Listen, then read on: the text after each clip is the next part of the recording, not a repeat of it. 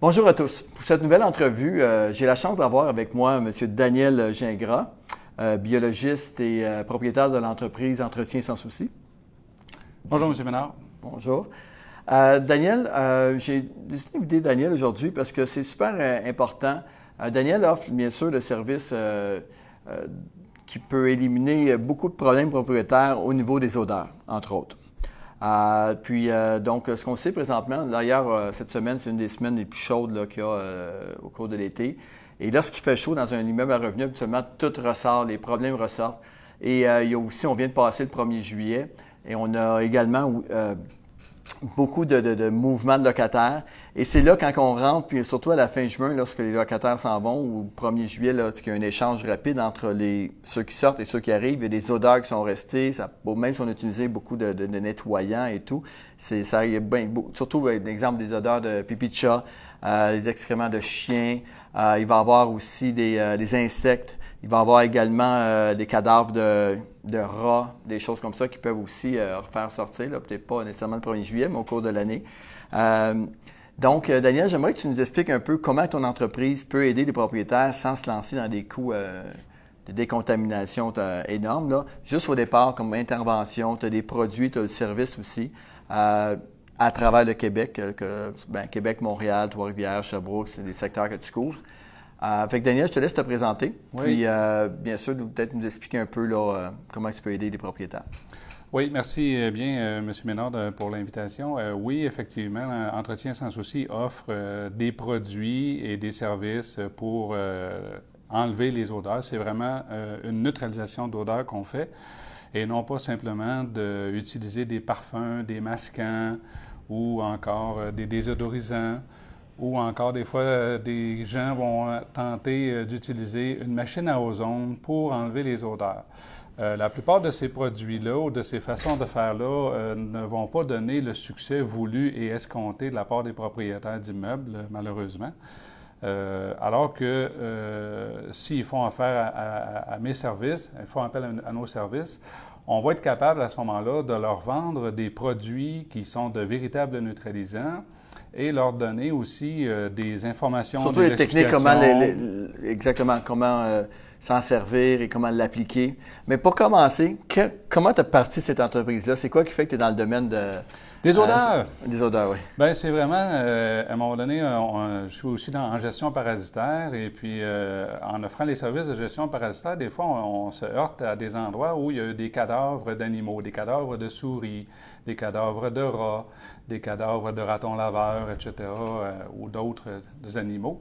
Et puis, on avait un sérieux problème à ce moment-là d'odeur de cadavres chez un client qui était justement un propriétaire d'immeuble. Cadavres de... Juste pour préciser. Oui, c'était des cadavres de rats. Cadavres de rats, OK. Pour cet immeuble-là. On ne précisera pas l'adresse. OK. Non, mais juste, ça. Donc, au moins, c'est des cadavres de rats et non pas des cadavres d'humains. On continue. Oui. Et puis, donc, ça sentait vraiment, là, c'était abominable. Et puis, on a trouvé un peu les sources, à ce moment-là, desquelles émanaient les odeurs de ces cadavres-là. Et c'est de cette façon-là, parce que j'ai cherché à ce moment-là des solutions, puis on essayait différentes techniques, différentes façons de faire. Et puis, j'ai rencontré quelqu'un qui est vraiment un grand spécialiste des odeurs ici au Québec. On a la chance d'avoir cette personne-là. Et puis, lui, il m'a donné vraiment une formation et puis il m'a expliqué un peu comment fonctionnent les produits, les techniques. Et j'ai appris de cette personne-là comment, à ce moment-là, se servir des différents produits. Et aujourd'hui, j'aide à ce moment-là les propriétaires d'immeubles pour régler leurs problèmes d'odeur de façon définitive, vraiment, et sans retouche pour la plupart du temps. Parfait. Exemple, un des problèmes les plus récurrents qu'on voit, c'est l'odeur de cigarette. Fait que peux-tu donner un exemple quel type de produit, comment on rentre un logement, on peinture au complet, on fait le ménage à l'eau de Javel, tout est fait, là, vraiment. Et là, encore là, on a une odeur de cigarette, surtout si le nouveau locataire qui rentre dans le logement, lui, bien sûr, la majorité maintenant sont non-fumeurs. Tu viens quand tu le sens encore. Fait que comment que toi, tu peux intervenir là-dessus? Oui, ça, c'est vraiment un très bon exemple, M. Ménard, là, que vous apportez, puis qui est fréquent, effectivement, parce que la plupart des gens, comme vous le mentionnez, sont non-fumeurs. Alors, bien souvent, on va demander aux propriétaires d'immeubles L'idéal, c'est de ne pas peinturer du tout avant que nous, on intervienne. Mais si c'est déjà peinturé, en tout cas, on peut réussir des fois à s'en sortir. Mais un des produits qu'on va vraiment suggérer et recommander aux propriétaires d'immeubles d'acheter et de faire à ce moment-là le travail lui-même pour minimiser les coûts. Puis bien souvent, les propriétaires d'immeubles, ou en tout cas les gens avec lesquels ils travaillent, ils sont capables de l'utiliser. Ouais. Déjà, on parle de sur smoke, la fumée, le label. Ouais. La cigarette. La cigarette, OK. Alors, tout ce qui est odeur de cigarette, de tabac, Donc, ça veut dire que ce produit-là, comment on l'applique, comment ça se passe quand, mettons, un coup qu'on s'en est procuré? Oui, si à ce moment-là, on se l'est procuré, on va tout simplement l'appliquer avec un vaporisateur ou un pulvérisateur, idéalement avec une certaine pression, parce que juste les petits vapos, là, avec des petites bouteilles, il n'y a pas assez de pression là, de la part du jet. Fait qu'on va utiliser un pulvérisateur avec une certaine pression pour que le produit pénètre et entre le plus possible dans les matières ou dans les matériaux. C'est où habituellement que le gros de la job doit se faire là, quand justement au niveau de la cigarette? Bien souvent, ça va être... en fait, il faut tout faire, il faut tout nettoyer l'appartement avec ce produit-là. Au complet. Il ne faut pas rien oublier. Il faut tout le gypse, les plafonds, les murs, les planchers, les armoires, l'intérieur des armoires, l'intérieur des garde-robes.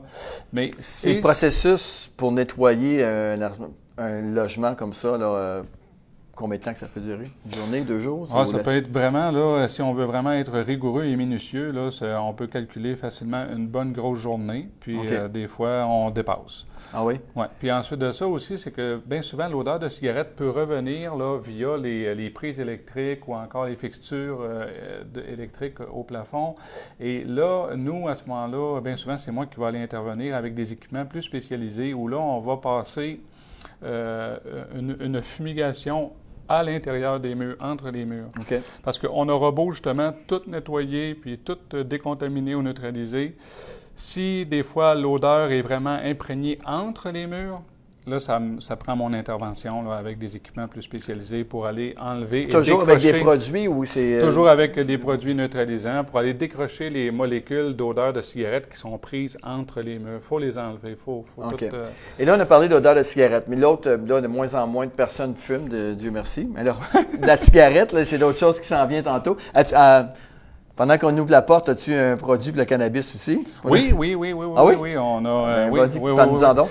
Oui, on a un produit. En fait, là, on est encore en train d'expérimenter puis de tester, là, mais on travaille vraiment très fort à développer et perfectionner et peaufiner là, le produit. Là. Je vous dirais que là, on n'est pas encore à une étape où on peut en vendre aux propriétaires d'immeubles, mais on est vraiment en train de développer ça avec la personne. Là, en fait, c'est vraiment vous qui développez ces produits-là. Là, c'est vraiment vous qui On participe au développement avec des chimistes qui sont spécialisés dans le domaine des odeurs. Moi, je suis biologiste de formation.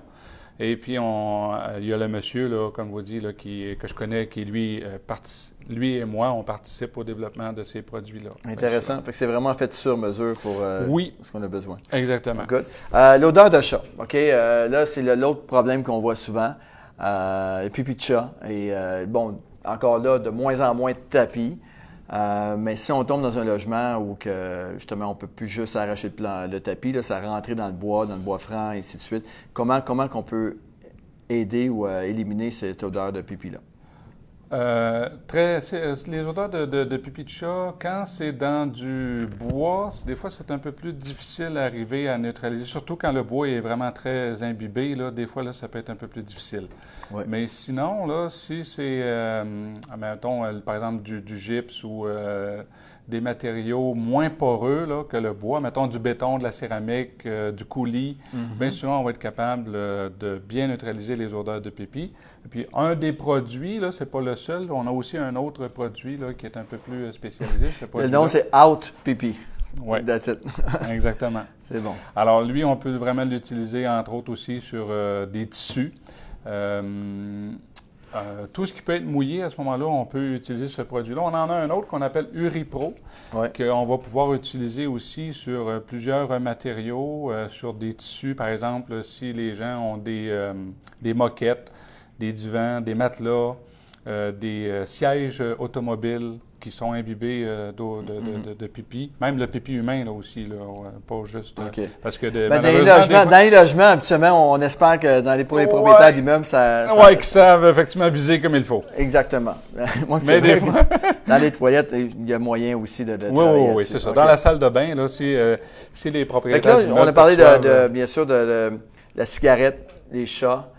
Les chiens, est-ce qu'un produit spécial, c'est à peu près le même produit? C'est le même produit, là, chien, chat, etc., ça va être le même produit. Les odeurs de moufette aussi, on est capable de faire disparaître ça. Si un propriétaire d'immeuble est vraiment aux prises avec un grave problème d'odeur de moufette, on va être capable aussi d'aider. Que ce soit l'intérieur ou la coquille là, qui aurait des odeurs. Là. Les odeurs d'humidité aussi, les propriétaires d'immeubles font ça. Là, ensuite, aussi, les souris, tu as parlé tantôt, les rats, ça, à quel moment qu'on intervient? Parce que souvent, il y a eu déjà une extermination, que peut-on un exterminateur vient, fait le travail, règle le problème de souris et de rats, ils sont tous morts. Mais le problème, c'est que souvent, ils sont morts à l'intérieur du bâtiment. Donc, comment faire, toi, puis là, bien sûr, par la suite, l'odeur peut sortir, ça peut vraiment être très, très, très fort. Hein? Il y a aussi les pigeons, mais avant de rentrer les pigeons, pour les odeurs de souris et de rats, pour les cadavres, comment que tu règles le problème? Là, je n'ai pas le produit ici avec moi, mais ça va être un produit qu'on appelle... On a 2 produits avec lesquels on peut travailler pour régler les problèmes d'odeur de cadavres. Un produit, à ce moment-là, où on va travailler, si c'est à l'intérieur des murs, on va mettre un produit à l'intérieur des murs qui, lui, va émettre à ce moment-là une odeur très agréable. Mais au niveau de la source comme telle, il faut idéalement trouver les endroits où sont les cadavres. Ça, c'est l'idéal. Mais sinon, il faut savoir quand même qu'après, je vous dirais, est-ce que vous faites ça, mois, oui. Je suis capable on est capable de trouver bien souvent les sources, de trouver les endroits où il peut y avoir des cadavres. Parfait. OK. Et à quel moment que c'est bon parce que là, on a plusieurs situations. Les pigeons, est-ce que vous faites aussi les pigeons? Oui. Ça peut arriver dans les vieux immeubles ou qu'il y a des corniches ou qu'il y a des entretoits qu'il est possible d'en avoir. Maintenant, vos produits, est-ce qu'ils ont... imagine, ça doit être un peu chimique, biologique. Comme de là à mettre ça dans un logement, comment que le locataire peut-tu réagir? Est-ce que ça peut être dangereux pour la santé des locataires, en fait? Non, ce ne sera pas dangereux pour la santé des locataires. Aucun des produits est vraiment très dangereux ou toxique. L'idéal, quand même, c'est de ventiler, là, je vous dirais, un petit peu après avoir appliqué les produits, parce que ce sont des produits qui sont quand même assez odorants et assez concentrés. Vous en avez peut-être senti quelques-uns tantôt, M. Ménard. Là. Alors, oui, si c'est possible à ce moment-là d'aérer, de ventiler un peu. Mais je vous dirais que non, aucun des produits, là, une fois appliqué, on peut rester quand même dans la pièce et puis il n'y aura pas de problème. OK. Et puis, c'est à quel moment c'est l'idéal de vous appeler? Là? Est-ce qu'on doit, assis par nous-mêmes, mettons, mettre de l'eau de Javel ou toutes sortes de produits qu'on peut retrouver ces tablettes un peu partout, ou dès le départ d'y aller avec un produit comme ça? Est-ce que ça peut vous nuire si on essaie par nous-mêmes de le faire un peu? Oui, dès le départ, là, si les propriétaires d'immeubles sont confrontés à des problèmes d'odeur, il faudrait nous appeler le plus rapidement possible avant d'utiliser d'autres types de produits, parce que des fois, il y a des incompatibilités de molécules et puis c'est ça, là, ça ne nous aide pas dans notre travail. Ça fait que si les propriétaires d'immeubles constatent des problèmes d'odeur, de nous appeler. Parce qu'il y a toujours une question de coût aussi. Je crois que vous offrez le service de le faire, mais aussi vous faites la vente des produits. Donc, à ce moment-là, c'est que souvent le propriétaire va essayer de le faire par lui-même pour sauver des coûts, mais s'il a accès tout de suite au produit, il peut l'appliquer. C'est quoi l'idéal? Est-ce que de le faire avec vous une fois par la suite, il peut le faire par lui-même ou il peut carrément essayer directement de le faire par lui-même? Dans la plupart des situations, là, je vous dirais que moi, je vais vendre le produit en donnant des informations, des conseils, des façons de faire. Là, sans nécessairement se déplacer. Sans que je me déplace, simplement au téléphone. Et puis, dans la majorité des cas, ça peut bien fonctionner. Il arrive effectivement des fois des situations où le propriétaire m'informe que les odeurs reviennent, c'est pas complètement parti. Là, on va y aller avec des équipements plus spécialisés pour régler définitivement le problème d'odeur. Et autre chose, c'est qu'on les règle aussi définitivement, les problèmes. Définitivement. Oui. C'est un grand mot. C'est important parce que... c'est important. C'est ça, à bout de ligne, que si on le fait faire par soi-même, ça revient constamment, ça revient pas moins cher. Les produits, on vous les commande, y a-t-il un site Internet où on vous appelle? On m'appelle, ouais. je vous dirais, oui, j'invite les gens, là, les propriétaires d'immeubles à m'appeler au 418-650-6658. C'est vraiment la meilleure façon là, de réussir à me rejoindre. Ce que je vais faire, je vais laisser dans les commentaires, je vais laisser le numéro et les coordonnées de Daniel pour qu'on puisse le rejoindre. Bon, maintenant, fait que là, on a parlé comment on peut s'en procurer. Puis les coûts, est-ce que c'est quand même, mettons que si on parle de celui-là, Je vous dirais que la plupart des produits, c'est entre 50 et j'ai un produit qui est autour de 200, une bouteille. Là. Mais okay. C'est entre 50 et 150. Mais pour régler un problème de façon permanente? Oui, c'est pas cher. C'est pas cher, en effet. Parce que, bon, surtout remplacer un morceau de tapis ou remplacer un gyps ou remplacer, tu sais, le coût de remplacement est quand même là. Si on peut tout de suite régler la situation avec un produit comme ça, c'est mieux.